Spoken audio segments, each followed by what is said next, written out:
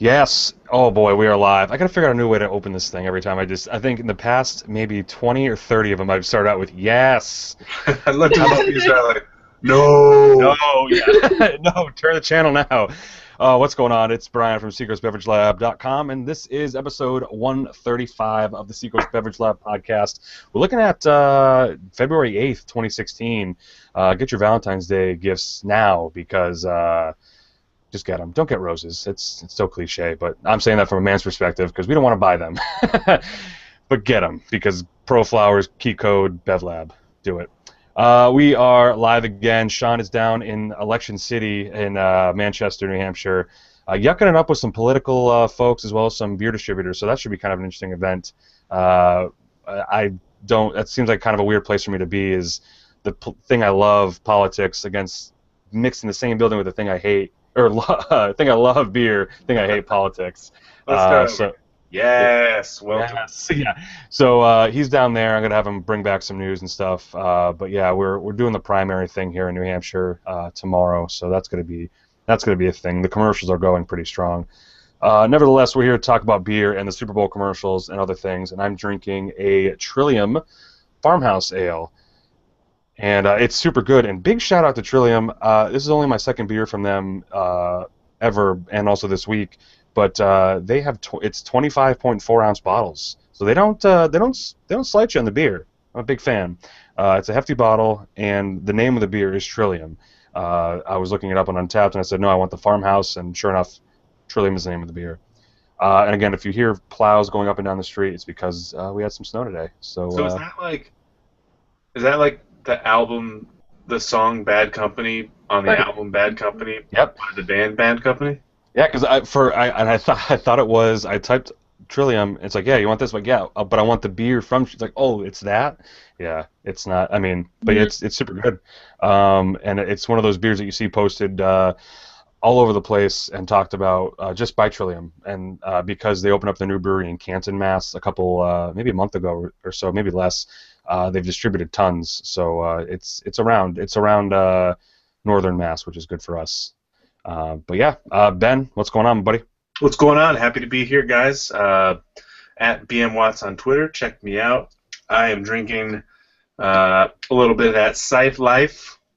That's Cypher. Yes. Ah, nice. I got to tell you, this is so different from all the like juice bombs that are coming out of the Portland area. It's so good. It's still like super danky and full of flavor, but it's on like the other end of the IPA spectrum, and I'm loving it. Awesome. That's great. And yeah, it's a cool can for the nerds. You got binary, little cipher in the middle there. It's cool. Yeah, I love it. Yeah. Have you been to Bunker yet, Ben? I have not. Next, we gotta get up when we get up there. We'll check it out. It's awesome. Yeah, absolutely. Well, on that note, they're moving. Oh well, when? Go, Carla. What's going on? Talk to us. So this is something that actually surprised me. I was on WCYY last Thursday, like I do on Thursday mornings, and Joey, the DJ there, was like, "So you heard Bunker's moving?" And I'm like, "What?" So he surprised me with it. But they're moving from their location, which is basically right now they're around the corner from where Rising Tide is located in UFF.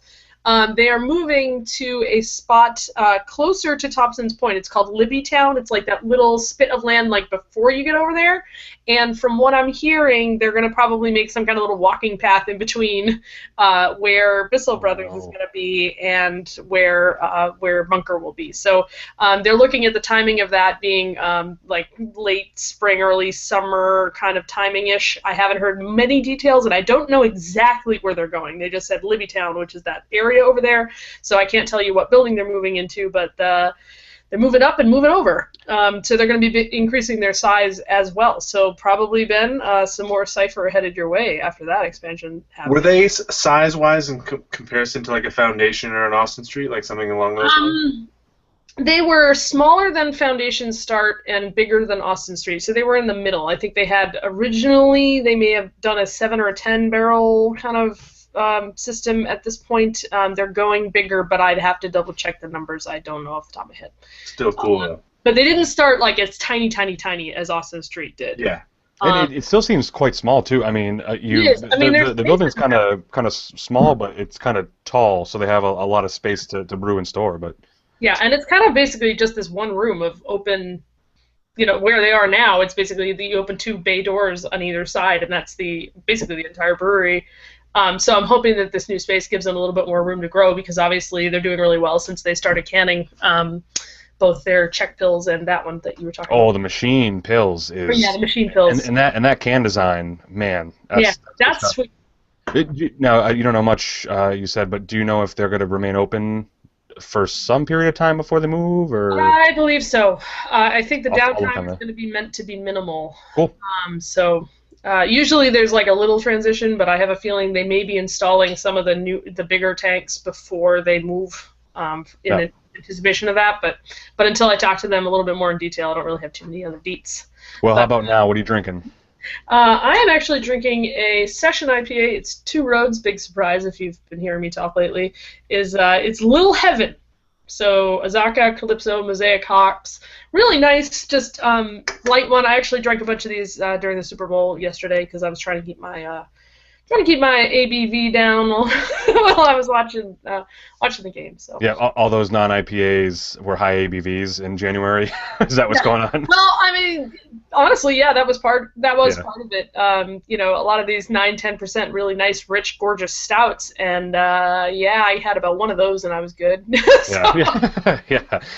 Well, and on that note, I think Two Roads coming to New Hampshire. Yay! Good. Man, every time I try another one of their beers, yes. I'm loving it. Oh my God! Wait, where'd you find that?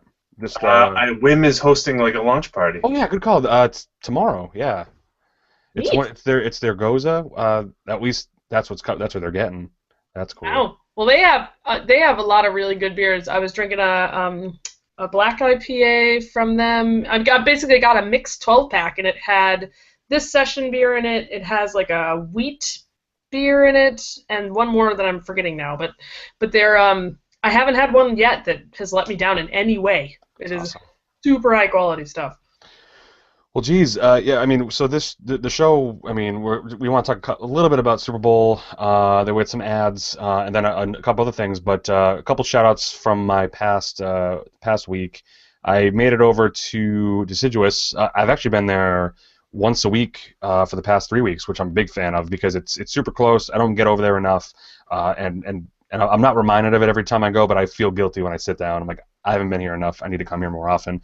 But last time, fireplace. I mean, come on, like it's the perfect place to go, like right now. They sold me because we had the first big snowstorm Friday here, and they posted a picture of their fireplace, and I'm like, I gotta go. And then they posted a picture of it's on their Facebook right now. They released 2 bottles last week. They're Dormancy is what it's called, and it's 2 variations of the same stout.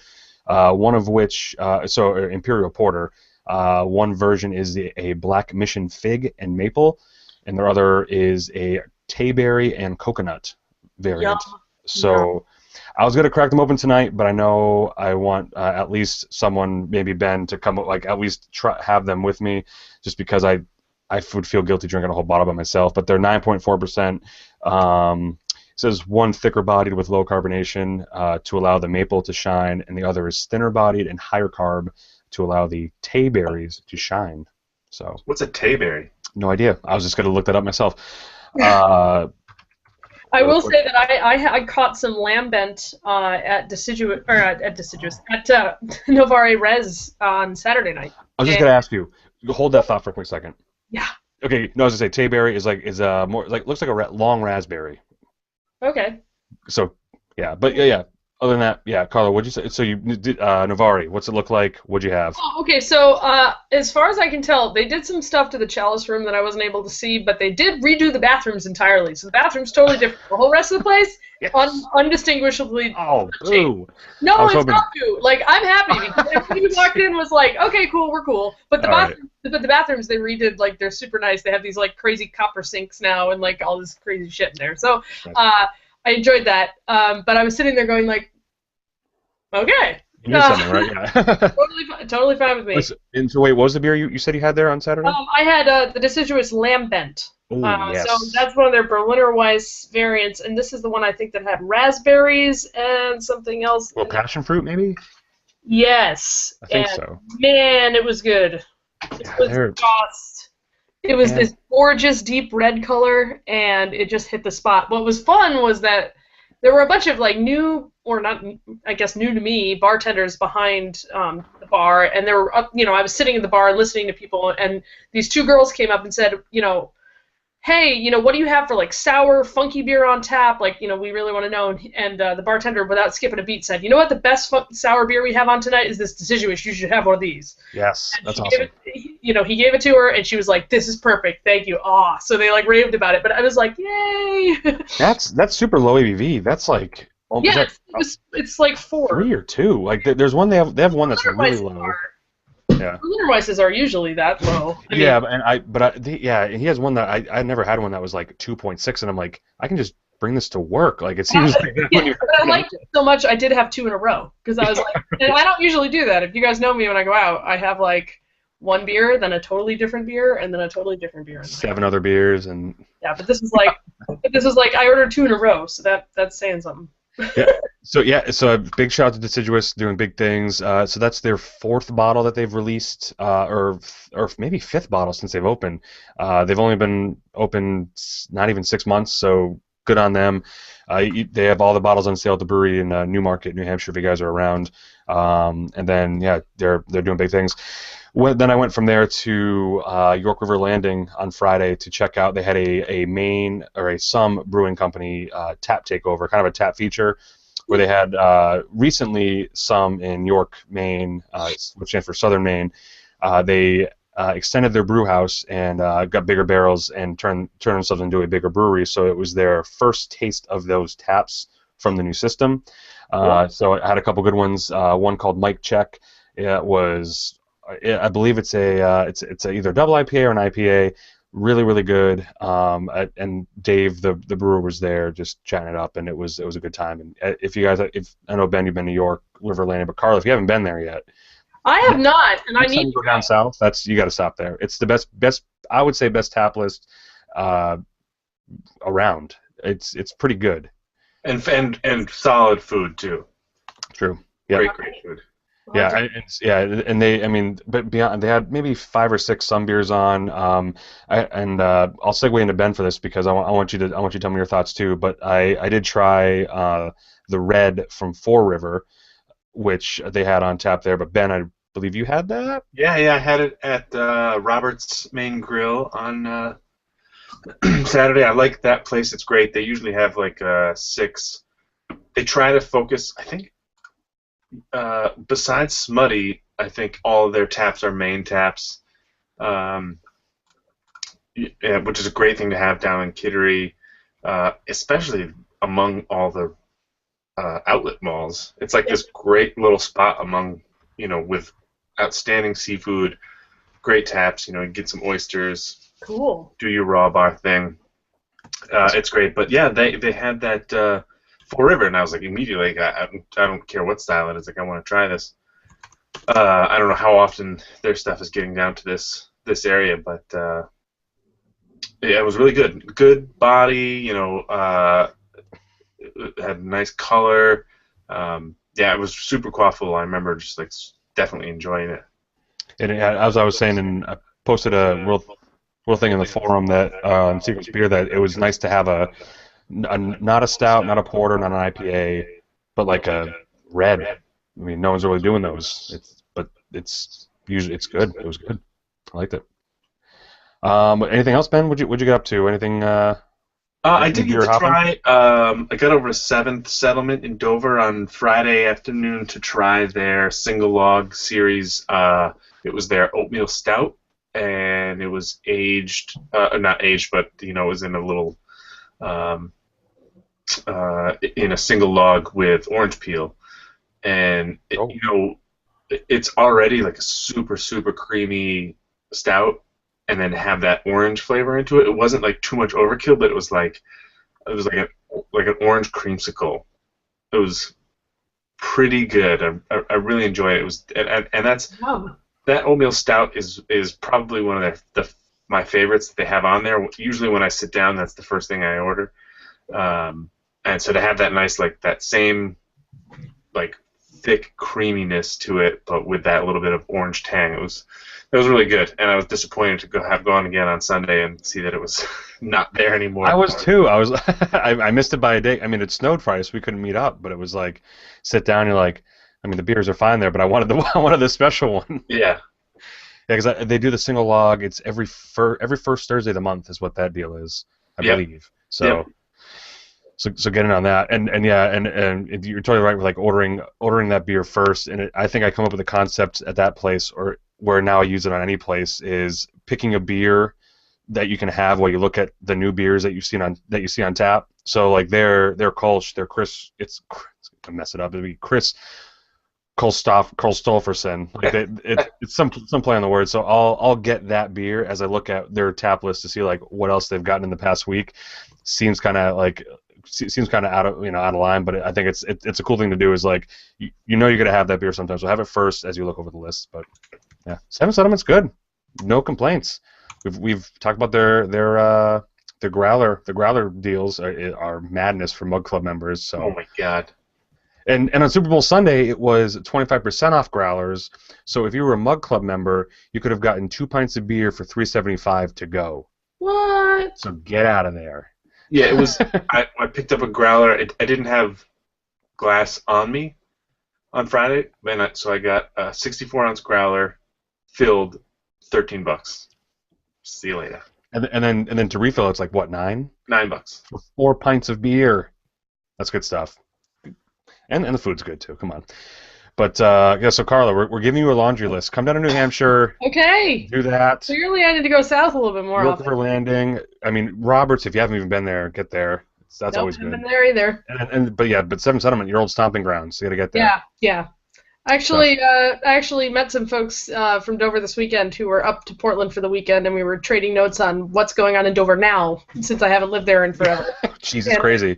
And they were saying that the bar that took the place of the original Barley Pub spot was very good. Sonny's. They liked it. So. Yeah, I put there's a post coming in the Portsmouth Herald this Thursday about kind of like the renaissance that Dover's going through, and it includes that, and obviously it includes Thirsty Moose because that took over the Barley spot. Yep. The newest Barley Pub spot. But it is crazy how a town with one of like the best beer bars, once that went away, we thought all hope was lost. Negative. Like it's now in this crazy resurgence, and you're only a stone throw away from Rollingsford for North Country Cider, and just a little bit further for Thistlepig and Berwick. It's crazy. Yep. So did you get anything else, Carla, besides the Novari? Nothing really else beer related. I just popped down to Novari to see what they had done with the renovations, just to duck in and say hello to a couple folks, and then came back, and then I watched the Super Bowl from home. So like I was just kind of making my way through my Two Roads 12-pack. Nice. With some help, but no, it was fun, but not a whole lot of crazy beer excursions have happened to me lately. Yeah, that's good. Take a break for a little bit. Yeah. I mean, because I was not tired of seeing posts of Extreme Beer Fest this weekend. That's for sure. Oh my God, yeah. my whole Facebook feed was people with their arms around Sam Calagione. Oh really my God, it's like a bingo sheet. We got to make that next year. Oh, that's awesome. And half of them were the brewers and the people that I know around here that work at breweries that idolize the guy and have really always wanted to meet him and say hi. So no disrespect at all. It was just really funny to me how many people I knew that were there that got almost the same picture. Yeah. It's such a cool status too. I mean, but it's like as kind of like, I wouldn't say the king of extreme beers, but maybe like one of the leaders of, like, they're called Off-Centered for a reason. So it's people used to go to Extreme Beer Fest just to try, like, what was it called, the stout. Worldwide Stout. Yeah, and like that was. Well, I mean, he was one of the first that really pushed those boundaries and said, "Who says you can't do that? Right. Let's do this weird thing, and let's try that either in extreme alcohol volume or extreme in flavor and technique." Yep. So yeah. So I think that's awesome. Yeah. I think that's totally fun.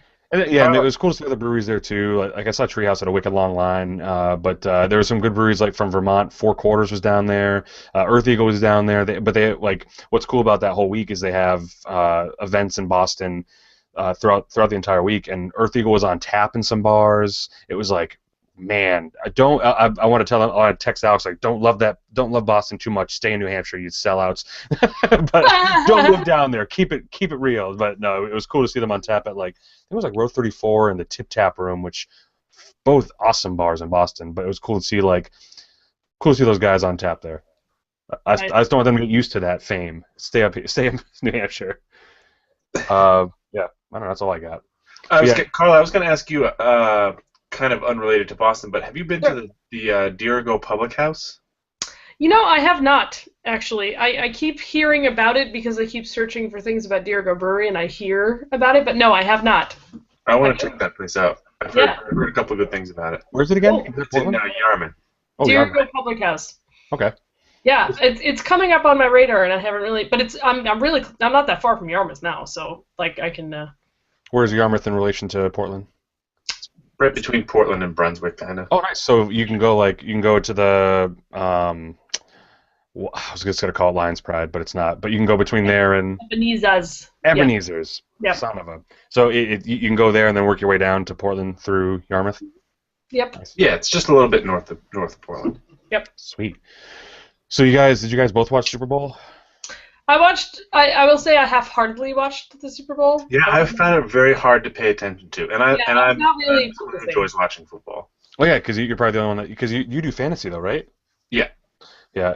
I as many know, I don't watch football, but it's one of those things where because that's on, there's nothing else on because whatever you had recorded, no one's going to compete against that. Right. So I kept it on. I mean, the commercials in general. For those that are watching live and you want to chat with us, SBLpodcast.com should be a little link there. And we also have the show notes that have the links to all the Super Bowl commercials that revolved around beer on there. Rick Bruce just popped in the chat. That's what reminded me. Big shout out to Rick Bruce. But yeah, so we were watching it, but just for the commercials, didn't see anything that was crazy. We know last year, for those that are kind of big in the beer scene, saw that it was kind of the first ever jab, quote unquote, at craft beer. At craft beer people, who drink craft beer. Like, it was actually kind of making fun of what a stereotypical craft beer drinker is, and that was different than all of the other times they've ever gone on the attack. Yeah. This year, though, in comparison, was kind of mild to me. It didn't do that comparison of people. It was going back to comparing the beer, and it was basically a list of what the stuff wasn't. So not imported, not for sipping, but it's like all of these things are like, yeah, duh, we did know that. But what I thought was line in there that was kind of interesting. What do we got? I think you're going to point it out. Well, no, you can say it. The one is funny, and then the one that everybody's talking about today, though, is the not for everyone. Yep, that's what I was going to say, yep. Because they've marketed themselves for a really long time as being for everyone, and everyone's beer, and you're stupid if you're not everyone. But they put it out there, not for everyone, so all these beer geeks can keep to themselves, and we'll just keep, our fans or whatever. So that was interesting. Yeah, I think they may have, I mean, obviously you have $5 million to spend on 30 seconds, and if you're Budweiser, you have $30 million to spend on the Super Bowl, so you can make whatever you want. Last year, they definitely maybe kind of went over the top on it, and this year it seemed like a backtrack, but who knows? I mean, it could very well be. We've seen things where marketing firms take things way out of line, and it could have been one of those things where it was like, oh, maybe we did this kind of too crazy. Because I don't know if you saw, Ben, did you see the TJ Miller Shock Top commercial? Yeah. I liked it. You don't like TJ Miller, do you? I just talking orange. I mean, it's like. Damn it! See, so the couch potato and me love that commercial. I don't know. I haven't talked to the craft beer side of that same person though. I loved it anyway. What'd you think of that Bud that craft beer commercial from Bud? Ben, any big thoughts? No, it's the same old thing. I mean, they're just like putting their stakes in the ground suddenly, and I don't know what they're trying to achieve. I don't know if it boosts up like the people who are already on board. Like, yeah, totally. Yeah, right. It's kind of like, yes, of course we are. Yeah.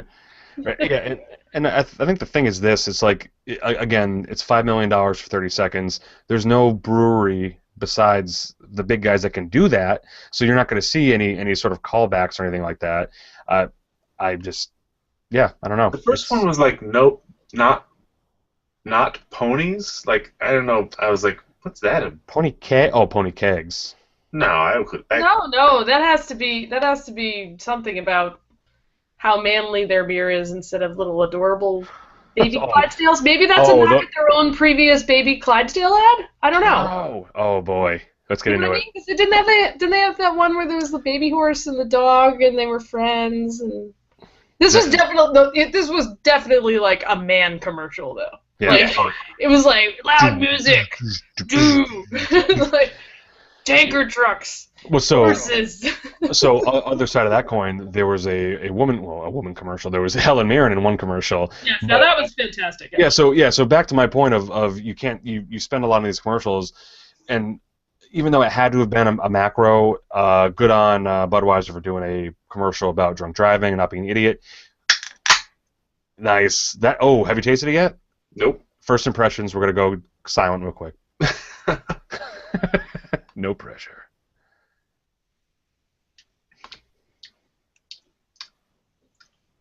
What is it? I can't even see what it is. It's the Banded Horn Lumineer. Oh, I had that the other night. What do you think? I like it a lot. Nice. All right, cool. Back to the action. And I appreciate Ben for not doing any radio silence. He kept the lips chapping for a little bit, so people can think like if someone's listening to it. Yeah. But so I saw the commercial with Helen Mirren was great. About what's it called? Give a Damn. And then it was the day before Super Bowl. I saw Carla post a couple tweets about EBF and making sure you drive with someone that is actually a designated driver. So it is a huge deal. Yeah. Obviously, we all know this, but yeah, Carla, you kind of hit the nail on the head. Is like, don't pick the guy that has had the least. Pick the guy that hasn't had any, or whoever hasn't had any. Yeah, I was trying to get people to acknowledge that you have to have some kind of a plan. Yeah. Not just look at each other and go, oh, you look slightly less drunk than me. Because I've seen too many people do that after fests, and I really don't like. It makes me very uncomfortable. Yep. And something with like an extreme beer fest or an extreme beer week, it's just there's a lot of opportunities to not be stupid. So don't be stupid. Yeah, and I didn't get the burger and fries in front of her. Like she could have just told us, don't drive drunk. I'll pay attention to anything Helen Mirren says, but yeah, it was funny because there were some people that were tweeting in response to that great ad, except no one would ever believe that Helen Mirren would be drinking a Budweiser, which I thought was I saw because of who she is. You know what I mean? Like just in general, I can't picture her drinking a beer at all. But that's she's too come on, she was the queen. And other things. Right, she's refined. I was expecting like Crystal, Yeah, I think she drinks like John Smith's or Fuller's. Although she is kind of a badass though, so I don't know. Yeah, Ben, you drink Bud Light? My go-to. Oh, hey, listen, my go-to. I saw Rick Bruce check into Stella this weekend. Get him in the chat. Hey. He's still there. Get him. Here, Ben, kick him out. No, yeah, no. It's so good commercial for that. There was another couple. There was.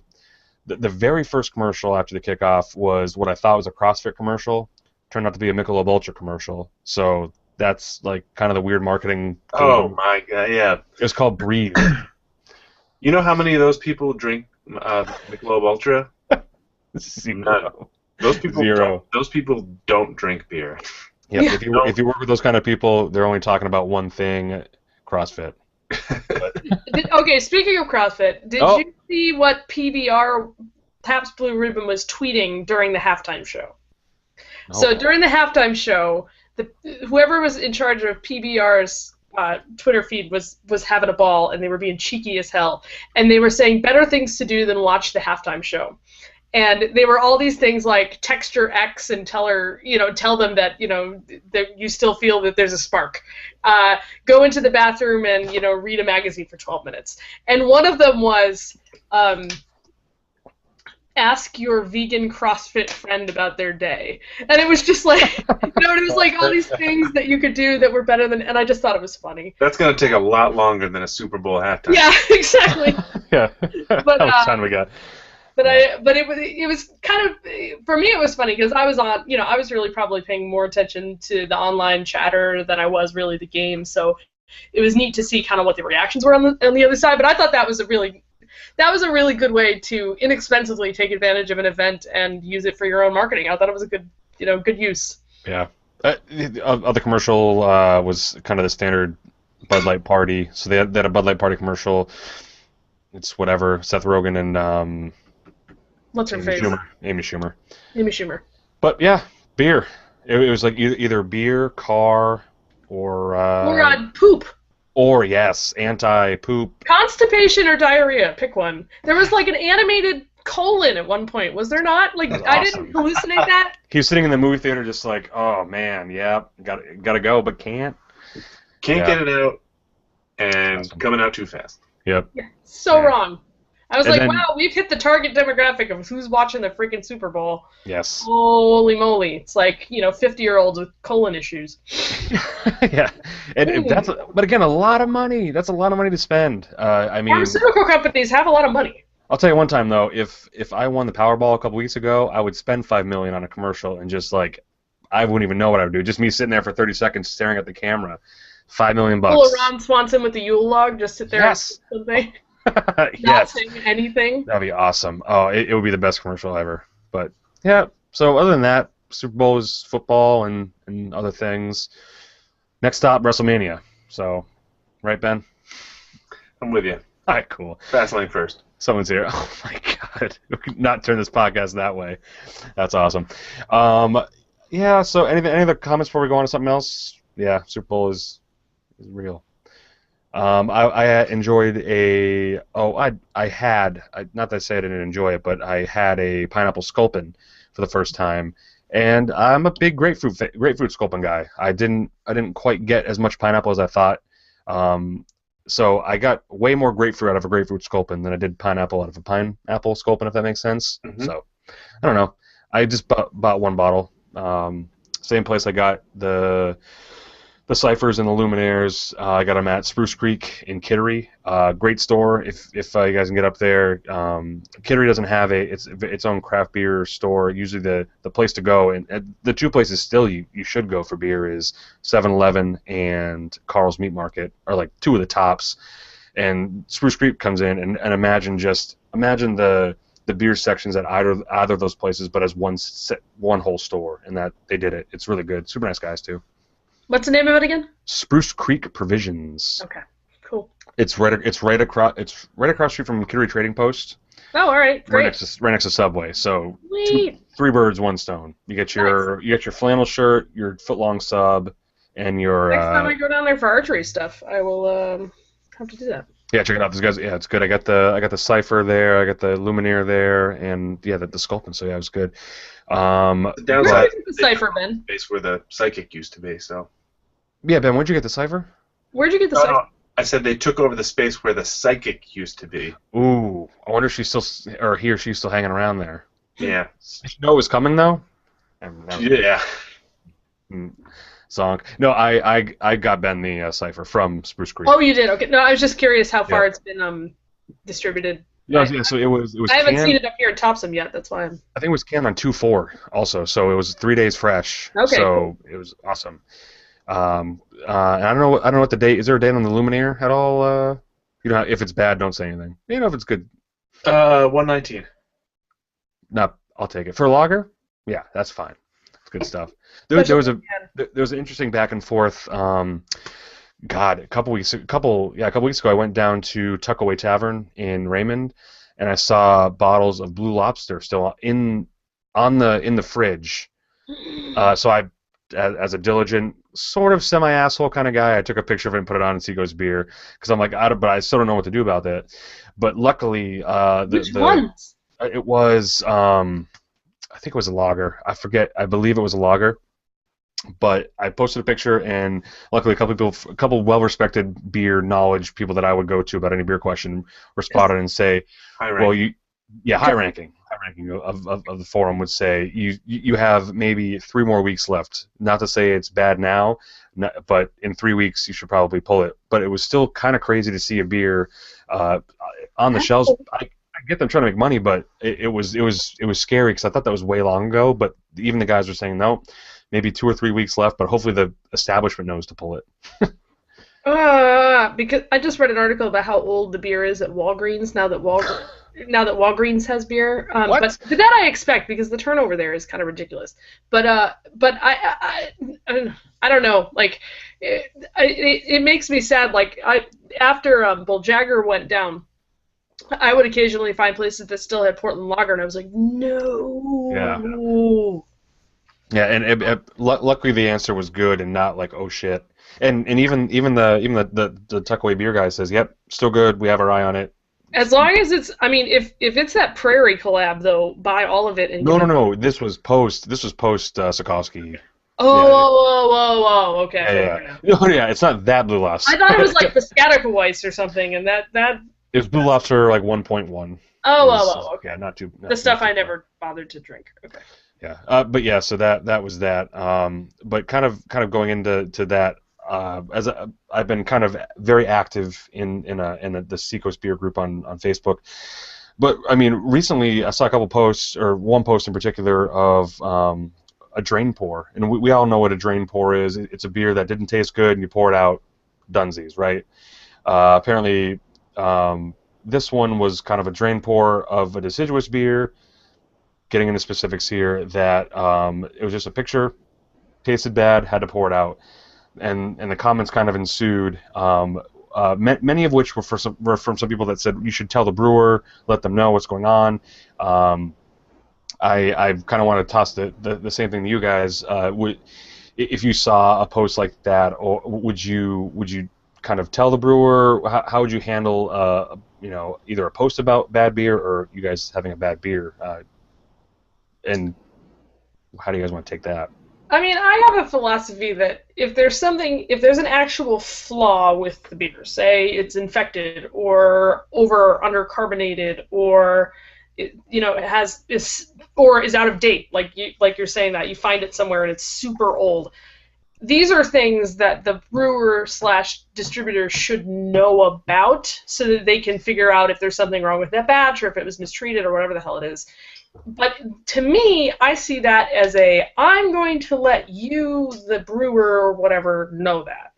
I'm not going to turn around and say, look at this horrible thing I found. Blah! Because honestly, it's like publicly shitting on something that someone has not had the opportunity to address. Right. Okay? Yeah. And I don't like that they haven't had the opportunity to address it. If you say, hey, your beer is infected and it's terrible, and they come back to you and say, no, it's fantastic, I don't know what you're talking about, everyone I know loves it, then you can shit on it and pour out, then you can go, look, this is my opinion, but it's terrible, and I think people need to know.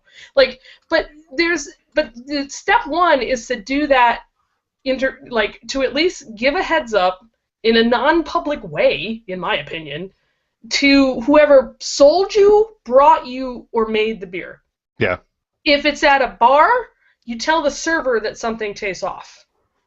Okay? I know that tastes guts, and not everybody wants to do that, but to sit there and take a picture of it and then say, this was the most horrible thing I've ever had, and pouring it down the drain is not helping anybody. Yeah, and it's, again, it is not to say that the beer itself is bad. You know what I mean? So, but to kind of say, here's this kind of thing. But again, we're in the age of the internet where those kind of photos get the most buzz. I think fortunately this got the kind of right amount of buzz where everyone's like, well, luckily some people in the same photo were like, well, I had the same beer and it was fine. I have friends that had the beers fine. And then obviously we'll watch the brewer. And in that case, again, you can just as easily message the group or the brewery on Facebook, just as quick as you can post something. So it's a lot easier to contact these people now than it used to be. Right. It's not like you're going to write a letter to the head of, I'm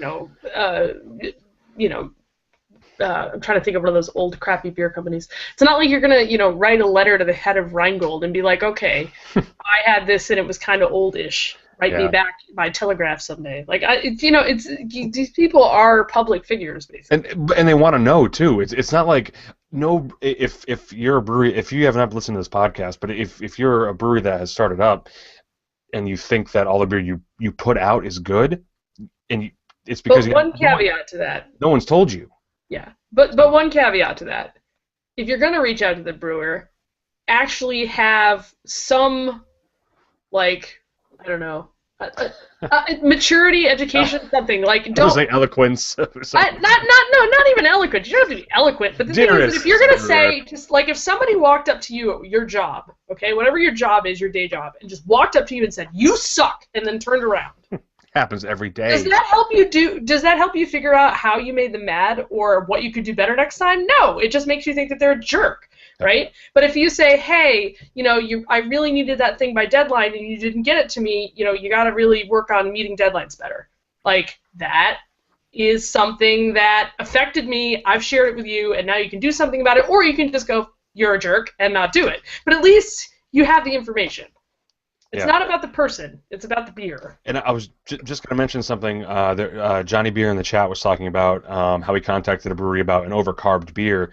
I think that's the most times I have contacted a brewery is by opening up a bottle of beer and it just spouting over, and it sucks. And they might be from breweries that don't make a lot of bottles, but it's like, I just want to tell you that the bottles I'm getting are overcarbed. Luckily, that's an easy thing to spot as opposed to a bad beer. I think my palate's fine, but I wouldn't be able to taste some of the nuances of a bad beer. But overcarb is like easy thing. Here you go. Can't really drink it because it's overcarbed. But yeah, good call, Johnny. BM, what would you do? For me, I probably wouldn't even say anything. Which isn't the right thing to do. I think the right thing to do is to probably privately contact if there's something really wrong with it, probably privately contact them. I remember the first instance that I can think of with this is that I had a friend bring up some High Life from Florida, and when I poured it in the glass, it had all this all these like little white bits in it. It almost looked like bits of yeast that were kind of stuck together, and I took a picture and I put it up on Facebook. I think just saying like, "Hey, has anybody seen this before? I'm not sure what this is." And somebody came back right away and was like, "It has something to do with the proteins in the beer sort of coagulating," and they're like, that happens sometimes, like nothing to worry about. It looks gross, but you can drink it. You're not going to get sick. So I did, and the beer tasted fine. It probably had something to do with the travel, the fact that it went, 40,000 feet in the air and then came back down again in, a different area of the country. Who knows? But, there's for things that happen along those lines. I don't think. I didn't go on the website and say, like, "Look at this fucking bullshit." Like, right. The mess they made of this. Whatever. Right, and that's a genuine thing. That's a curiosity thing. Like, okay, is this kosher? Like, is this supposed to be that?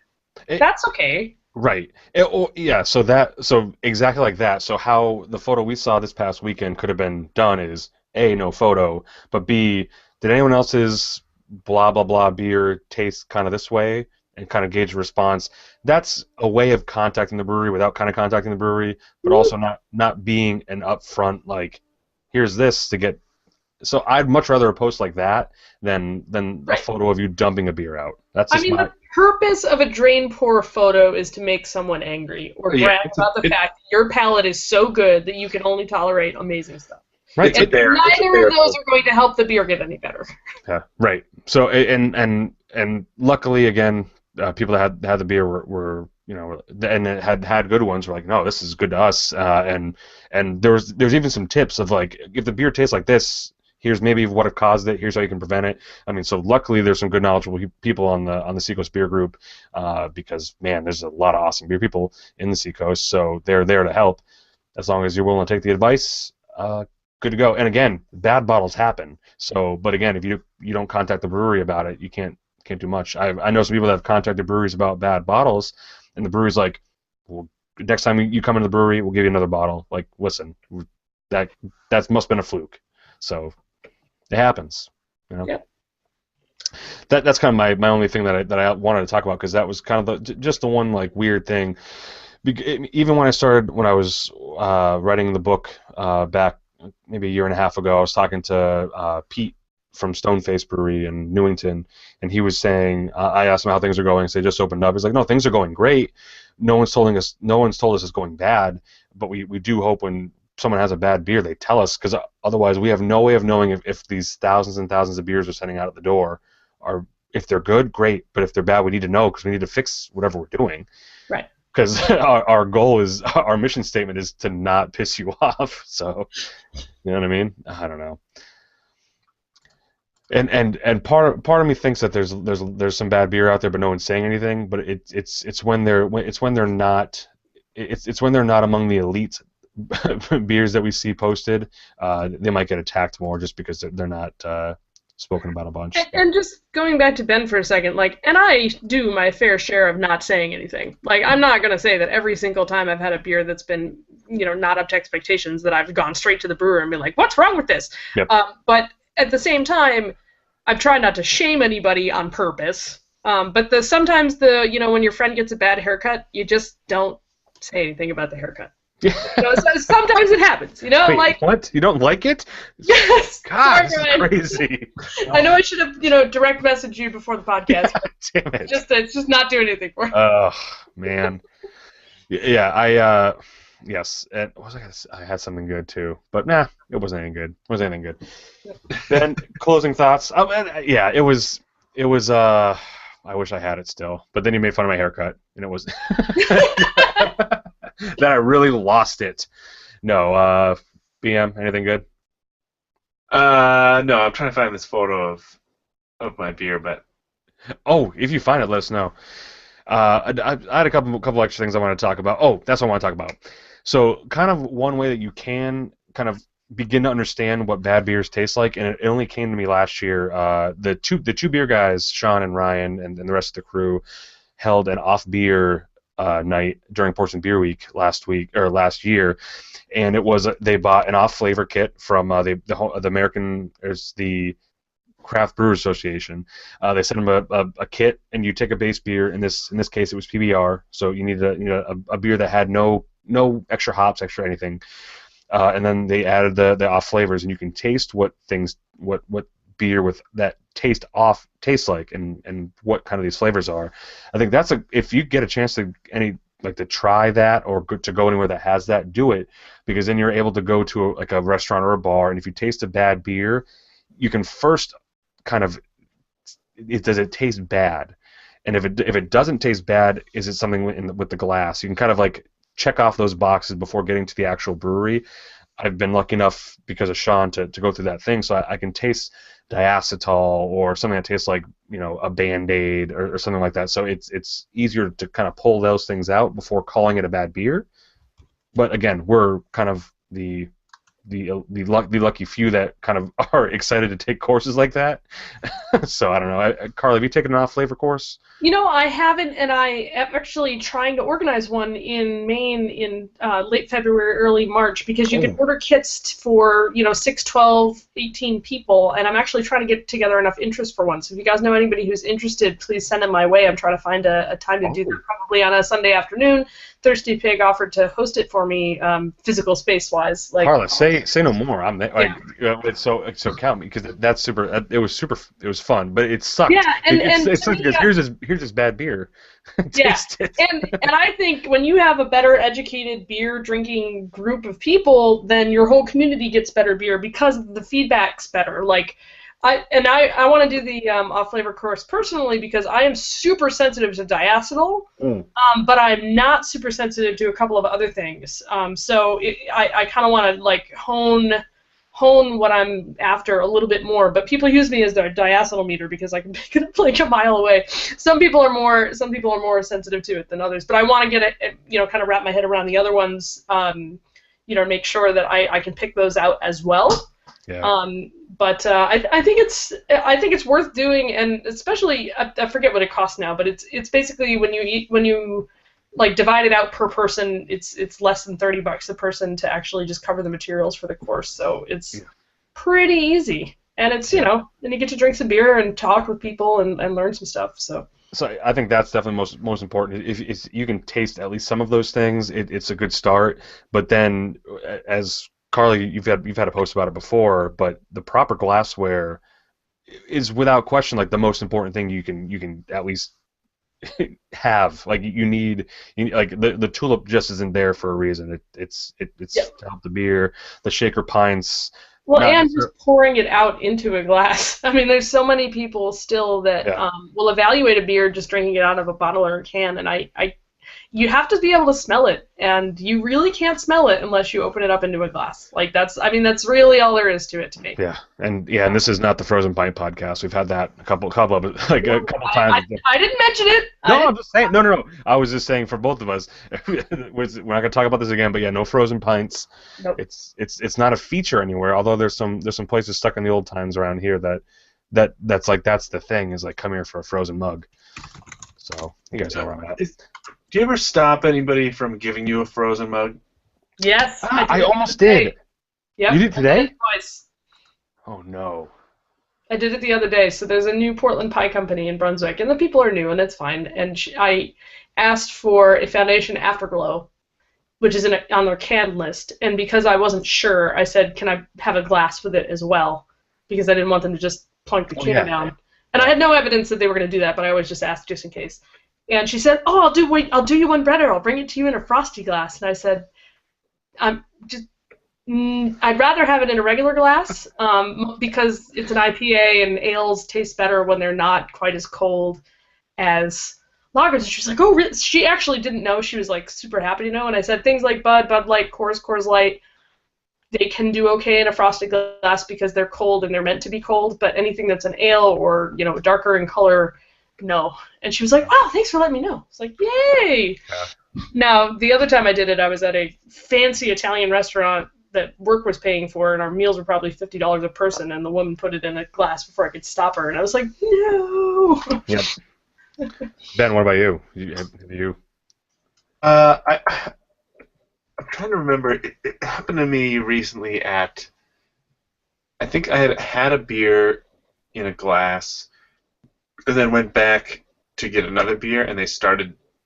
I saw her like turn around to the freezer to get one, and I was like, "No, you can just use the same glass. Like, you don't want a fresh glass?" Like, nah. Yeah. Yeah, it's like don't worry about it.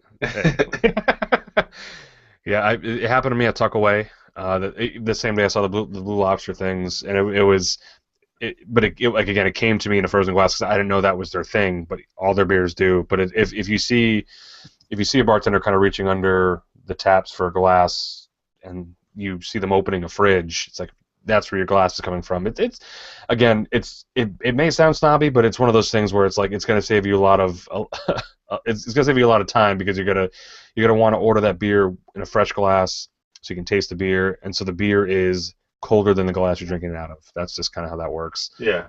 But yeah, and it's tough. We all want to be respectful and we all want to not be jerks. At least I don't want to be a jerk. So it's the same thing with the feedback to the brewery. You got to be judicious as to when you do that. Like, all right, I said a thing to this waitress because she seemed like she actually wanted to know why. I could have easily just declined or just let her do it and just not poured it into the glass until it was warmed up a little. Yep. There are always options. Just don't be a jerk. Frozen ice luge though, get in there. Yeah, no. Negative for a lot of sanitary reasons. One more quick shout out that I want to give a quick thing to while Sean's not here. We'll talk about it probably in detail next week, but Portsmouth Beer Week kicks off next Friday on the 20th. So check it out. There's 3 cool events that have just been posted that I want to give a quick shout out to. The freshman orientation. Carla, we've been to the one in Portland last year, but they're doing one this year, and they're cool. Yeah, so it's I think it's a building list. So there have been over 10 breweries that have opened up in the state this year, which I believe is more than that. So over 10 doesn't matter. It's over 10. But there are currently 8 or so breweries that are happening that are coming to this event. It's actually hosted by Throwback, so that's awesome. And it is on the... Got to put a date on this thing. Sean. Good stuff. It's on the. I got it. It's on the. Oh, it's on the 20th. It's the first day of the. It's the first day of the first day of the week. The breweries that are showing up that you can go and taste beers from. It's kind of like a mini beer fest. It's a neighborhood brewing company out of Exeter, which is like 2 minutes from my house. Good beers. Hobbs Tavern's going to be there. They're out of West Ossipee, New Hampshire. Ben, you've had a beer from them, Hobbs? Yes. Okay. Can you vouch? Good. Yeah. Cool, awesome. Great North Brewing Company out of Manchester. Their Robust Porter is awesome. Their Rausch beer is awesome. Definitely check that out. Moose Lick Brewing Company out of Troy, New Hampshire. Yep. Garrison City is going to be there because this is technically their first full year. They open up late December. Okay. So, and then a couple more, and they list the other ones that have opened and that they're trying to get. So. That's happening on the 20th. There are 2 sessions there. Check it out. Because if you guys were on the email list, Gaslight sent an email last week saying obviously there's no beer fest this year because of the fire at the Gaslight. Yeah. So as you can imagine, Sean is scrambling for other events, and so far he's got that one, and then he's got a Brewers Pond Hockey Invitational. Yes, that sounds really fun. I'm sad I'm missing that. Yeah, so it's on Wednesday. It's Wednesday, February 24th. It's gonna be away. Breweries that are in there. We got Smutty Nose, we got Stoneface, Throwback, Red Hook, and then we got Oxbow and Allagash. So don't worry, Carla. Maine. Well, I gotta tell you, Oxbow's the one to beat there because they have a pond behind their brewery. It's true. Yeah, you're right. They practice all the time. So the ones that they've done up here at Oxbow has done really well. So. Anybody who hasn't practiced yet should go out and practice now because. Yeah, so that's at it's at Strawberry Bank right there in Portsmouth. So at 5 to 6, you get beer social with all the breweries that are there, and then from 6 to 9, it's all about the games. So that sounds like a freaking cool thing to do. So check it out. And I mean, obviously, last but not least, but it's not because there's 40+ events during the week. But one of the cool events is the Granite State Growler Tours, who are a huge sponsor of the week, are giving people a exclusive look at one of the newer breweries that are opening up called the Liar's Bench. If anyone's familiar with the Franklin Oyster House or Moxie, the same owners somehow are involved in all of this, but the Liar's Bench is opening up in March or so on Islington Street in Portsmouth, and for a certain price, you can go to Granite State Growler Tours Facebook for all the information. But you get brunch at Whim, and then you get a nice ride in the Granite State Growler Tour bus to the Liar's Bench to check out the brewery and their progress, and you get to ask them questions. And then you get a ride back to Whim, where you should continue your day because there's no. Doesn't that just sound like a perfect day? There's no better day. So yeah. Breweries, hanging out with people, getting driven around all day. Yeah. And one word, brunch. Yeah. So it's not just brunch; it's brunch paired with beer. So obviously, like that's it. And you start with that. I thought we only did that at the Beer Bloggers Conference. What? Yeah. No. Yeah. Yeah, so I mean, check it out. I believe the space is limited to like 28 because they have 2 buses. They can only carry so much. So check it out. It's sold out. It's sold out every year, but last year specifically, they went to Deciduous, which hadn't even opened. They hadn't opened for months after that, but they were able to go there, talk to Dave and some of the owners there. So it's cool. I'm hoping to get to that. It's the last Saturday of the week, which is the 27th. So check it out. But yeah, for all the information on Portsmouth Beer Week, we'll talk more about it next week. It'll be go to portsmouthbeerweek.com, show some love because that's going to be a tough week. And then Ben and I will be doing a podcast on Monday the 22nd at the Coat of Arms. We're going to be talking to the neighborhood beer company people, so that's going to be awesome. So it's their first time putting some beer on there. They got some casks, they got some taps on there, so yes, get there. And then big shout out to Coat of Arms. They're going to be having casks. I think literally every day they're having a new cask on. But it sounds like it's up to you to finish the cask from the night before the new one comes on. So because they only have, I think they have 5 engines. So it's up to you to get those finished. That's kind of the only shout outs I have. I know. There's a couple of things. This weekend there's a beverage ice fest up in Wolfboro on Lake Winnipesaukee, which is literally on the ice. It's a bunch of different breweries there. It's supposed to be an awesome time. It's the second annual, I believe, and the breweries are like, this is the best thing ever because you're out on the ice, just beer festing it like on a lake. There's no other there's no other venue quite like it. But shout out to that. I'm checking out Manchester tomorrow, so I'll let you know if I find anything awesome. But also, there's going to be politics there, so I'll probably be angry tweeting for the entire night. Ben, any shout outs before we shut this bitch down? I don't think so. Hats off to people doing good food and good beer. I love eating and having good beer to go along with it. So good. Yeah. It's my general shout out. Just to because it's tough. It's tough to pair the two. Any specific places in mind you're talking about?